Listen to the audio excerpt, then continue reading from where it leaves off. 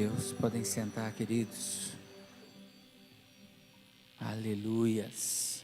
Quero convidar você para abrir a sua Bíblia em Números, capítulo 14.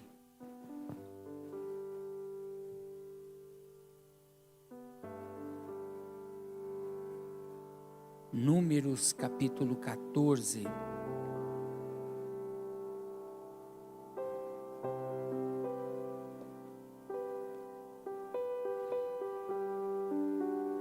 Do verso 20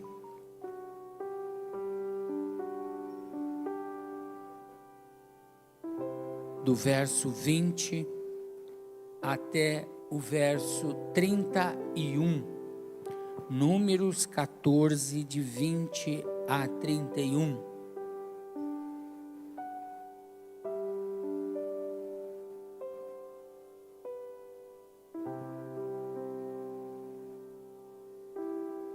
O Senhor Deus disse: já que você pediu, eu perdoo, mas pela minha vida e pela minha presença gloriosa que enche toda a terra, juro que nenhum desses homens viverá para entrar na terra. Eles viram a minha glória, os meus milagres que fiz no Egito e no deserto. No entanto, 10 vezes puseram-me à prova a minha paciência e não quiseram me obedecer. Eles nunca entrarão na terra que jurei dar aos seus antepassados. Nenhum daqueles que me abandonaram verão a terra.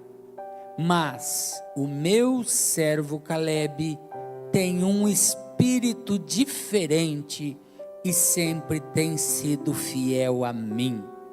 Por isso eu farei com que ele entre na terra que espionou. Os seus descendentes vão possuir a terra. Agora os amalequitas, os cananeus, estão morando nos vales. Portanto, amanhã voltem e vão para o deserto, na direção do Golfo de Acaba. Eu, tendo ouvido as reclamações dos israelitas, o Senhor disse a Moisés e Arão: eu, tendo ouvido a reclamação dos israelitas, até quando vou aguentar esse povo mau que vive reclamando contra mim? Diga a essa gente o seguinte: juro pela minha vida que darei o que vocês me pediram. Sou eu, o Senhor, quem está falando. Vocês serão mortos e os corpos de vocês serão espalhados pelo deserto. Vocês reclamaram contra mim, por isso nenhum de vocês que tem 20 anos de idade ou mais entrará na terra. Então jurei que faria morar lá, mas nenhum de vocês entrará na terra, a não ser Caleb, filho de Jofoné, e Josué, filho de Num. Vocês disseram que os seus filhos seriam presos, mas eu vou levar esses filhos para a terra que vocês rejeitaram, e ali será o lar deles. Amém. Pai, fala agora ao nosso coração, à tua igreja. Ministra, Senhor, a tua palavra a nós. Que o teu poder e graça, Senhor, seja sobre as nossas vidas, em nome de Jesus e pelo Espírito Santo. Amém. A importância de ter um espírito diferente. É exatamente aqui o que diz o texto, aonde nós lemos que Caleb tinha um espírito diferente, no verso 20, mas o meu servo Caleb tem um espírito diferente e sempre tem sido fiel a mim. Queridos, muitas vezes nós temos promessas nas nossas vidas. Deus faz promessas. E a palavra de Deus diz que Deus não é homem para que minta, e nem filho do homem para que se arrependa. Mas aonde está então o rolo ou a dificuldade de alcançarmos essas promessas? O povo de Israel, igualmente, tiveram promessas de possuir uma terra boa, aonde manava leite e mel. Esse povo estava onde? Esse povo estava lá no Egito, sendo escravo de Faraó. Deus prometeu que iria fazer, e o povo começou a ver os milagres de Deus. Eles viram as pragas que Deus mandou sobre o Egito, e cada praga que ia acontecendo, o povo de Deus não sofria nenhum tipo de consequência. A água se transformou em sangue para os egípcios, para os israelitas não, era água como cristalina. Tinha piolho na cabeça dos egípcios, na cabeça dos judeus não, dos hebreus não. E assim, sucessivamente, as rãs apareceram na casa dos egípcios, na casa dos judeus não. Não é porque estamos nesse mundo, que esse mundo tem que influenciar as nossas vidas, ou temos que viver consequências desse mundo, quando temos uma promessa de Deus na nossa vida. A palavra de Deus é clara: 1000 cairão ao teu lado, 10.000 à tua direita, e você não será atingido. Doideira isso, muito doido isso, mas real. Por quê? Porque Deus dará ordem aos seus anjos a teu respeito. Simples assim. Simples assim. Mas pastor, está acontecendo do lado de cá, do lado de lá, e aqui não. Tranquilo, fique em paz. Por quê? Porque os anjos de Deus estão te guardando, foram destacados para te guardar, para te abençoar, para te proteger. E é no Senhor que nós temos que colocar a nossa fé. Mas qual é o nosso rolo? O nosso rolo é que nós perdemos o foco, perdemos a direção. Muitas vezes começamos a ouvir ruídos, palavras que não são de Deus, coisas que não provêm do Senhor, e isso começa a entrar na nossa mente e tirar a nossa paz. E aí o que acontece? Nós permitimos que os ruídos nos impeçam de ver aquilo que Deus tem para nós, de olhar a terra prometida, de visualizar aquilo que o Senhor prometeu para você e para mim. Nós temos que olhar para o Senhor e crer que o que Ele tem para mim e para você, nem olhos viram, nem ouvidos ouviram, e nem penetrou em coração humano o que Deus tem preparado para que o amo. É simples, gente. Um dia falando com uma pessoa, um cara muito culto, muito trabalhava numa empresa muito grande, uma multinacional, e ele já vivia na igreja há muito tempo com a gente. E um dia falando de Deus para ele, do amor de Jesus para ele, falando do plano de salvação para ele, ele me disse assim: mas pastor, é só isso? Eu falei: é, só isso. É só isso. Deus não quer colocar sobre você uma carga que você não possa carregar. Deus não quer fazer uma promessa sobre a tua vida que você não possa esperar o cumprimento da sua promessa. Mas qual é muitas vezes a dificuldade? A dificuldade é que nós ouvimos ruídos, vozes que não provêm de Deus, ouvimos coisas que não agradam ao Senhor. E aí o que acontece? Muitas vezes vivemos uma vida de escravidão, uma vida de escravo, mas acostumamos com a escravidão.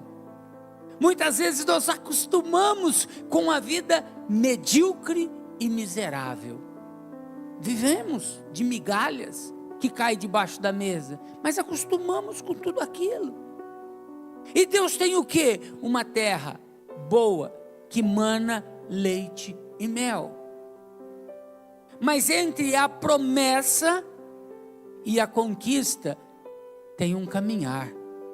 E às vezes esse caminhar passa-se por um deserto, passa por uma travessia. Para quê? Porque todo aquele que é provado, ele é provado para ser aprovado. Para que você seja aprovado naquilo que você realmente faz. Durante anos, os israelitas tinham sofrido marcas no corpo com a perseguição. Eles tinham marcas na alma deles, na alma, nos sentimentos do que eles tinham vivido. Mas em determinado momento, lá tinha cebola, lá tinha carne, lá eles estavam comendo, como se a vida fosse o estômago. A própria palavra de Deus diz que a vida é mais do que o alimento. A vida é muito mais do que comemos ou bebemos. E muitas vezes, queridos, esse povo viveu olhando para trás.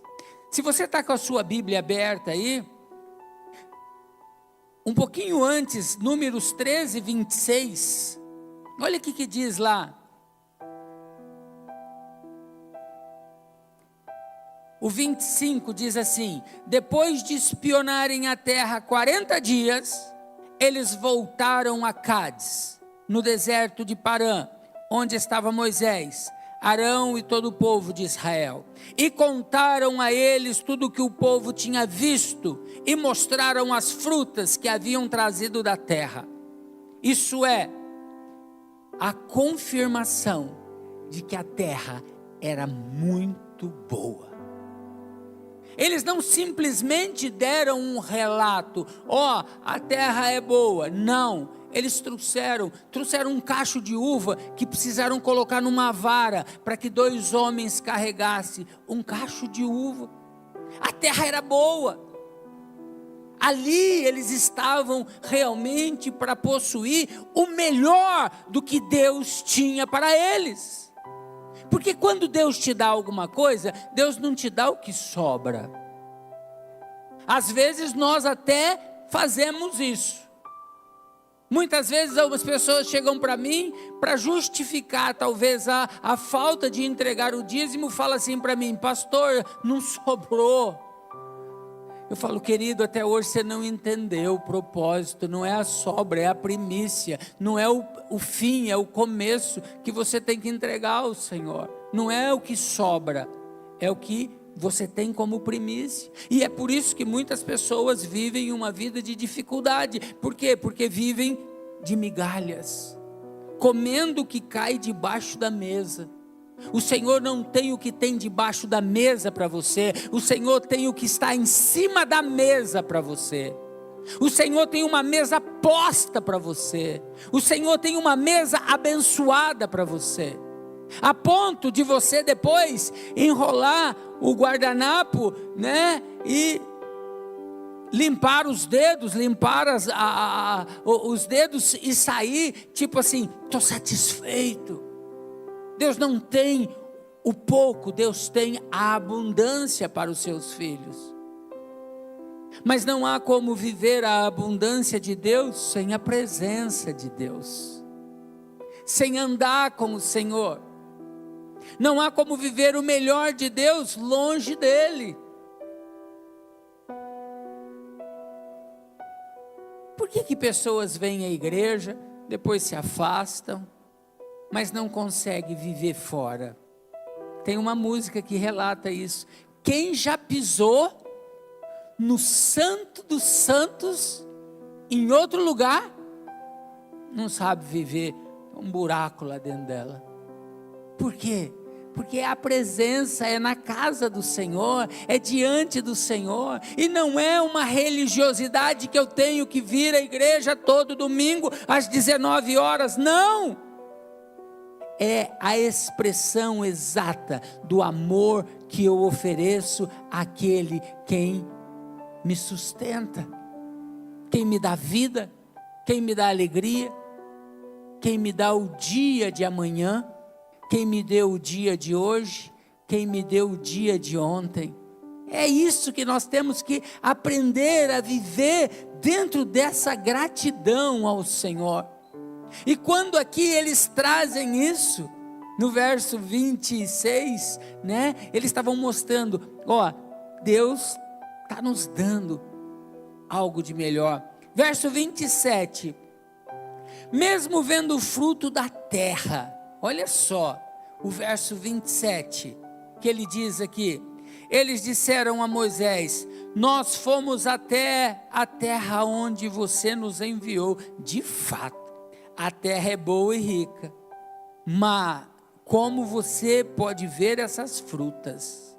Eles estavam dizendo, o lugar é bom, a terra é boa, mas, sempre tem um mas, e esse mas muitas vezes não é Deus quem coloca ele para nós, não é Deus quem coloca ele para as nossas vidas. O verso 31 ainda, olha o que diz, verso 30, aí o povo começou a reclamar contra Moisés, mas Calebe fez calar eles, vamos atacar agora e conquistar a terra deles, nós somos fortes e vamos conseguir isso. Irmãos, muitas vezes nós desistimos das promessas de Deus para a nossa vida, sabe por quê? Porque o lugar do comodismo é muito gostoso. A gente já acostumou a viver uma vida medíocre, vamos continuar. O casamento não está bom? Vamos continuar empurrando ele com a barriga. Um dia dá certo, um ou outro morre, está tudo certo. Aí a gente casa de novo ou não casa mais, né? Eu escuto isso direto. Ah, pastor, olha, não vamos mexer nisso não, tá? Deixa, não vamos mexer não. O comodismo é uma pedra que muitas vezes nós sentamos em cima e achamos que ela é confortável. Você está sentado em cima de uma pedra, é duro, mas ela se torna um puff. Por quê? Você não quer fazer o que precisa ser feito, você não quer viver o que Deus tem para você como promessa. Tá bom daquele jeito, tem cebola, tem carne, tem chicote também, mas porque todo mundo apanha, né? Por que eu não vou apanhar? Porque você é filho de Deus. Quem pode puxar a tua orelha é o Senhor. Quem bate nos seus filhos? Quem bate lá nos seus filhos? Só você. Nem avô pode bater nos filhos. Nem avô pode bater nos filhos. Mas você pode fazer o chinelo cantar lá, na bunda. Bunda foi feito para bater. Não costa, não perna, não cabeça, lugar nenhum. Bunda só tem carne, chinelo. Pode bater, pastor? Pode. Ah, mas a psicologia diz que não pode. Tá bom. Então a psicologia vai te entregar um filho muito bom daqui a alguns anos, se você não corrigir teus filhos. Espancar não, mas a Bíblia diz que a vara foi feita para correção. Antigamente, os mais velhos não tinham nem geladeira ainda, mas em cima do guarda-comida, antigamente era guarda-comida, tinha uma varinha lá. E aquela varinha, qualquer coisa usava ela. E quantos filhos deixaram de amar os pais por levar umas varadinhas? Não teve. Quantos filhos deixaram de ser bons porque foram corrigidos? Não teve. Mas a psicologia diz que não pode. Criança não pode apanhar. Não pode nem corrigir, tem que deixar. Lá na minha casa tinha um instrumento que tinha nome, chamava Jacinta Correia Roxo. Felipe usou bastante dela. Pergunta para ele, mas está aí, ó, casado, 2 filhos, me ama, tal, tá aí. Cabeça não é feita para bater, perna não é feita para bater. Você não deve torturar seu filho emocionalmente. Eu vou te bater, eu prometo que eu vou te bater, eu vou te pegar. Se você tem que bater, bate, ponto. Mas volto a dizer, bater não é espancar. Muitas vezes você bate para corrigir o seu filho. Precisa de limite. Criança não tem limite. Criança pede limite. Aqui na nossa igreja da criança, quando as crianças começam a responder, eu digo para os professores: não briguem com as crianças, tragam elas para os seus pais. Nós damos aula de educação cristã, nós não educamos filho de ninguém aqui. Simples assim. Simples assim. É você que tem que educar os seus filhos. Volto a dizer a você, o ensinamento do Senhor é perfeito. E Deus nos corrige, porque Ele nos ama. E a palavra de Deus diz que o pai que ama seu filho, corrige. Porque se não corrigir, esse filho não é seu. Simples assim. Simples assim. Você não pode torturar seu filho emocionalmente. Você não pode torturar seu filho psicologicamente. Você não pode, nada. Mas você tem que educar seu filho. E volto a dizer, a bundinha foi feita para o chinelo havaiana, ou para a varinha, ponto. Não cabo de vassoura, nada rígido, fio, embora alguns aqui tenham apanhado até de fio de ferro antigamente, né? Mas estão vivos até hoje, né? Mas não é aconselhável, não faça isso, né? Até porque ferro hoje não tem nem mais fio, né? Então hoje o ferro já está quase no Wi-Fi, né? Já está passando a caloria. Mas voltando, Deus tem bênção para nós. Deus tem bênção para você. Mas eu quero dizer a você, entre a promessa e a possessão da terra, existe um deserto.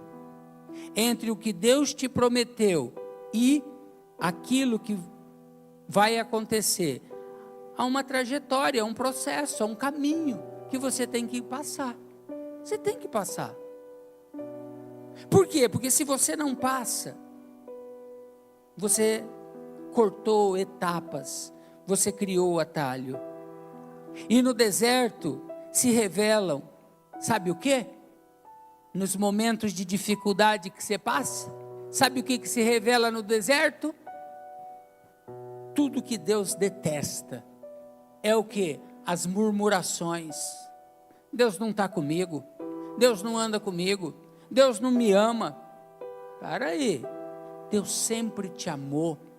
O Salmo 139 diz que o Senhor viu quando você ainda era informe, entrando lá no ventre da sua mãe, lá no útero dela, você não existia. Deus sempre te amou, e Deus sempre vai te amar, e não há circunstâncias para que Deus não te ame. Deus sempre vai te amar. No deserto, sabe o que encontra? Críticos, só critica. Só critica, é porque não sei o quê, é porque não sei o quê, é porque o ventilador da igreja estava lá fazendo barulho. A igreja nem ventilador tem, mas o cara é crítico. Os críticos na vida. Sabe o que lá encontra no deserto? Rebeldes. Sabe o que é o rebelde? É o que faz tudo o contrário.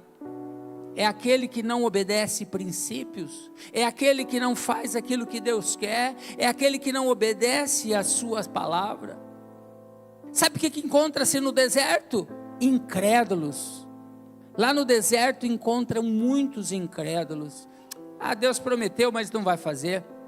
Deus abençoou o meu vizinho. Você viu lá o carro que o meu vizinho comprou? Nem crente é, lá comprou um carrão. Eu sou filho de Deus, estou aqui nessa dificuldade. Cria vergonha. Olha o histórico. Deus sempre te abençoou e sempre te abençoará. Agora, as caneladas que você deu na vida, não coloca a culpa em Deus. As dificuldades, a desobediência, tudo, não coloque a culpa em Deus. Não ponha essa fatura diante do Senhor, porque Ele não tem que pagar. O deserto é lugar onde Deus aprova e reprova o homem. Nossas atitudes podem até determinar a nossa vitória ou a nossa derrota. Os 10 espias diziam: a terra é muito boa. Os 10 falaram a mesma coisa. A terra é muito boa, mas tem gigante, mas tem dificuldade, nós não vamos conseguir. Eles diziam isso. É um povo armado, é um povo forte, são cidades fortificadas.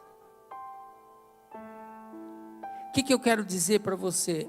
As dificuldades não são maiores do que o seu Deus. Guarda isso. As tuas dificuldades não são maiores do que o seu Deus. O que você vai passar não é maior do que o seu Deus. Todos conheciam a realidade, nenhum deles estava imaginando nada, eles sabiam o que tinham visto. Mas, por lado bom, houve 2 espias, Josué e Calebe, viram a terra como conquistadores. Olho de águia, não de galinha, são da mesma família, viu? São aves. A águia e a galinha são aves, só que uma voa e a outra cisca. Uma se dá o luxo de comer a sua comida no almoço e no jantar. Ela olha de cima, desce, pega o seu peixe ali e sobe e vai comer ele tranquilamente, fresquinho e salgado. A galinha cisca o dia inteiro para achar uma minhoca. Quando acha uma minhoca, aparece mais 10 galinhas para dividir a minhoca com ela. É verdade ou não é? Quem já morou na roça sabe disso. Uma acha uma minhoca, lá aparece um bando de galinha para dividir uma minhoca. O que você quer? Você quer ser galinha ou você quer ser águia? Deus te chamou para voar. Deus te chamou para caminhar. E vai haver dificuldade na tua vida? Claro que vai. Claro que vai. Existe o gavião. E muitas vezes ele vem sobre as costas da águia. E ele fica bicando ela. E sabe o que acontece? Ela não reage. Sabe o que a águia faz? A águia começa a subir o nível. Ela vai subir no nível, ela vai subir na altura, até o quê? Até o que está incomodando, bicando ela perder o oxigênio. Aí ele cai e ela continua a voar. Você tem que olhar para aquilo que Deus tem para a sua vida. Andar na presença de Deus, quem anda na presença de Deus, quem faz o que é da vontade de Deus, queridos, é abençoado pelo Senhor. É abençoado, a promessa de Deus vem. Esses 2 espias aqui, eles tinham visão de conquistadores. Eles tinham que ser vitoriosos. Por quê? Porque Deus tinha promessa. Mas também tinha mais 8 que tiveram medo, apesar de terem uma promessa. Eles tiveram medo, não vamos conseguir, mas tinha uma promessa. Eles não creram na promessa, preferiram fugir à luta e voltar ao Egito. Tem gente que prefere o chicote do faraó, a escravidão do pecado, a enfrentar os gigantes e vencer. E vencer. E eu quero concluir minha palavra aqui. Há duas classes de inimigos que podem te derrotar. Duas.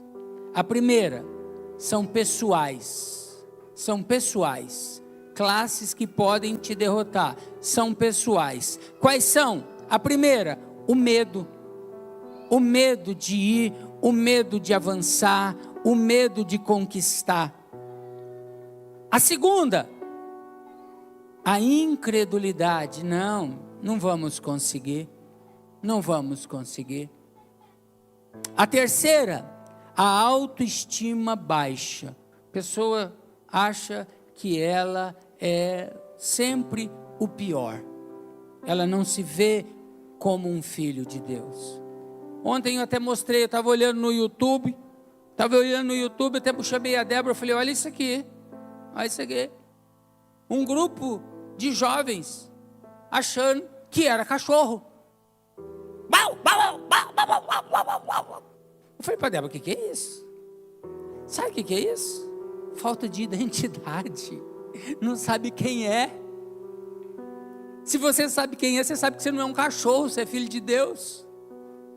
Esses dias nós vimos na internet um camarada que acha que é uma cabra, né? Ele mandou fazer pata. Olha lá, pode procurar na internet, vocês vão achar. O cara fez 4 patas, andando como cabra. Falei, gente, que negócio doido. Esses dias eu e a Débora, aqui no Dom Pedro, uma menina com 2 orelhas e um rabo. Falei, gente, o que é isso? Verdade. Sabe o que é isso? Falta de identidade. Saber quem você é. Saber quem você é. Saber quem te chamou. Então, existe isso.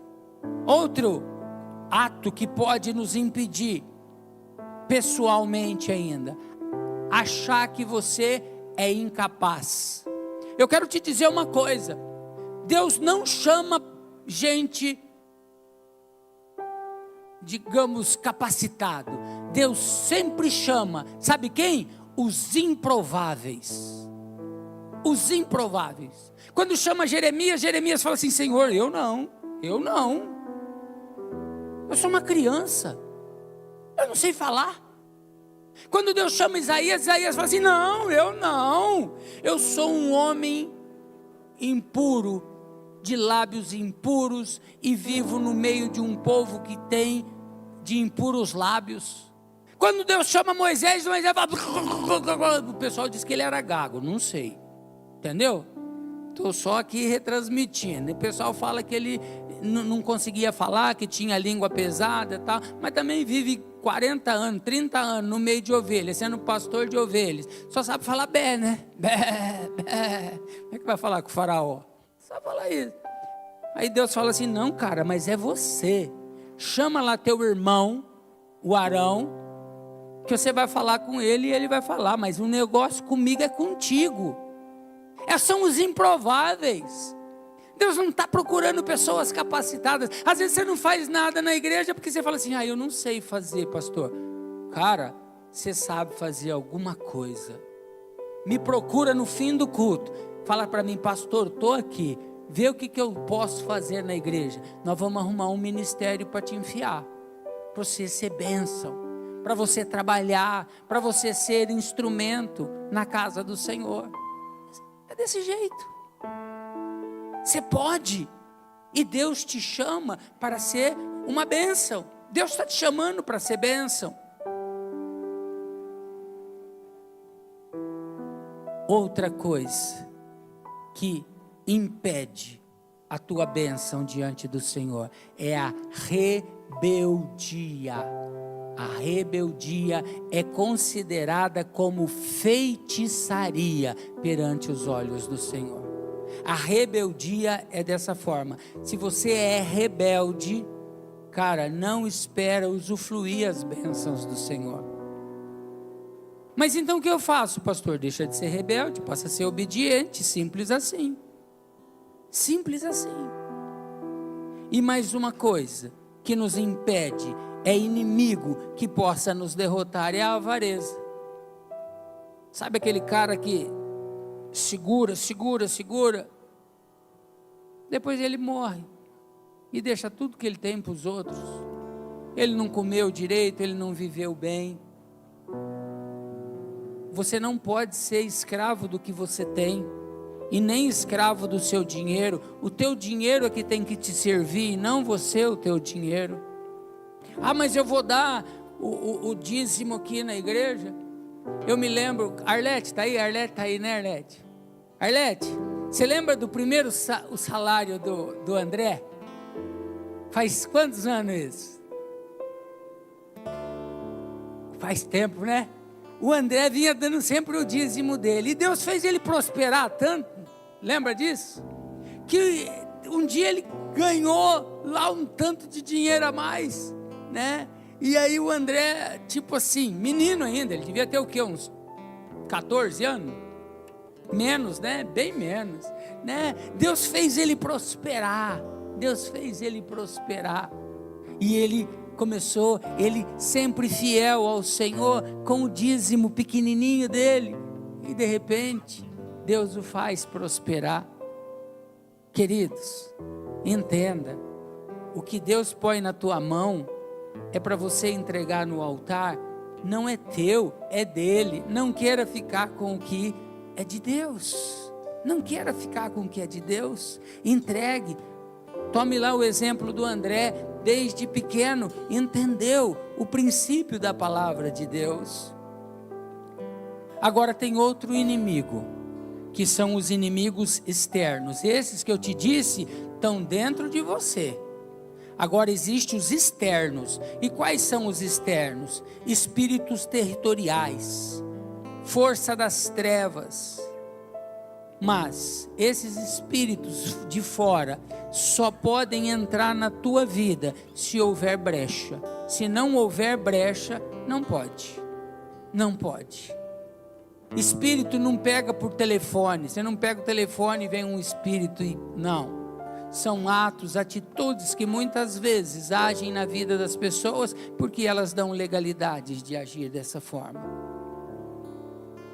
O povo preferiu dar ouvidos a 8 derrotados do que a 2 conquistadores.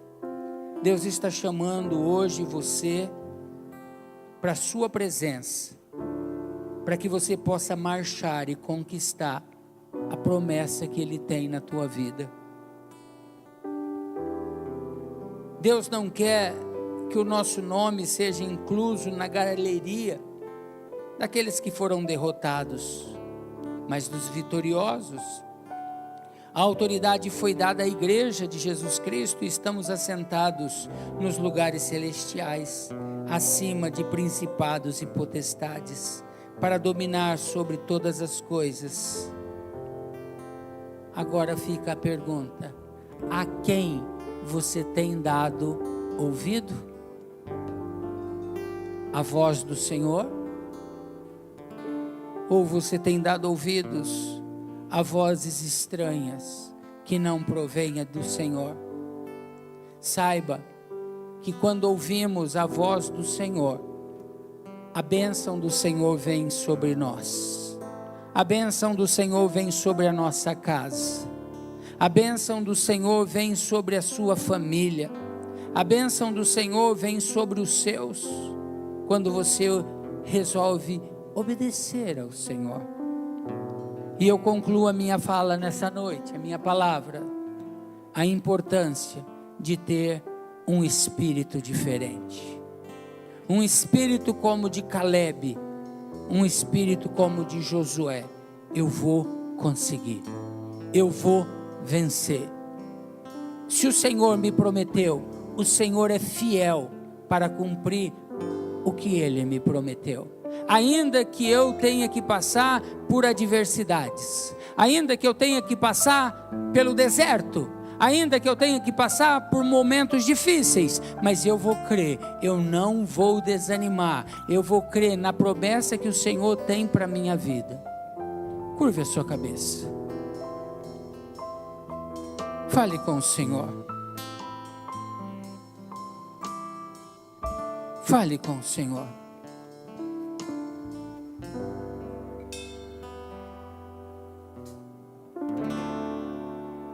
Sei que os teus olhos, sempre atentos, permanecem em mim.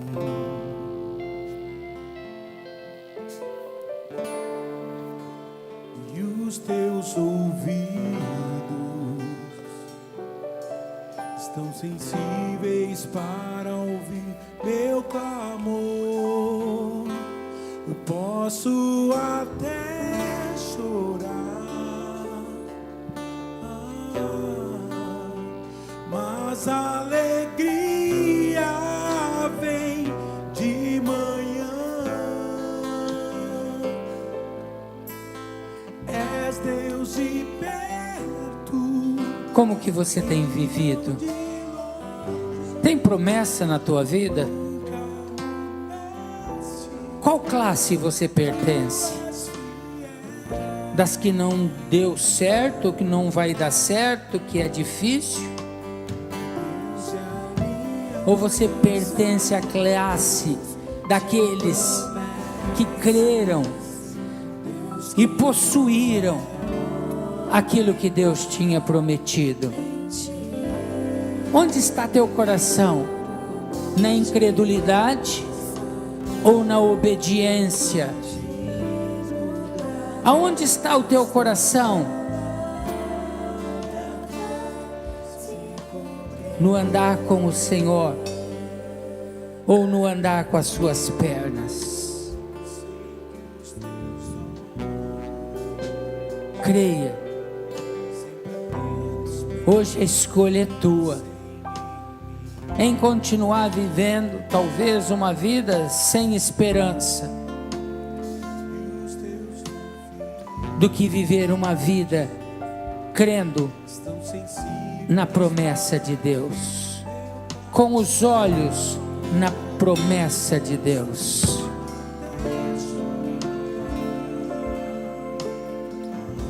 Pai, em nome de Jesus, nós oramos agora, clamando ao Senhor, ó Deus, pela tua graça e bondade, pelo teu amor, pela tua fidelidade, pela tua graça. Senhor, em nome de Jesus, nos dê força e coragem, ó Pai, para vencermos, ó Deus, para irmos além, Senhor. Dá-nos, ó Deus, a direção no teu Espírito, Senhor, para vivermos o novo do Senhor a cada dia, Senhor. Nos ajude, Deus, a fazer o teu querer e vontade. Nos ajude, ó Deus, a obedecer a tua palavra. Nos ajude, ó Senhor, a vivermos, ó Deus, uma vida de obediência ao Senhor, uma vida de santidade, uma vida de retidão, uma vida, Senhor, que honre o teu nome, Senhor.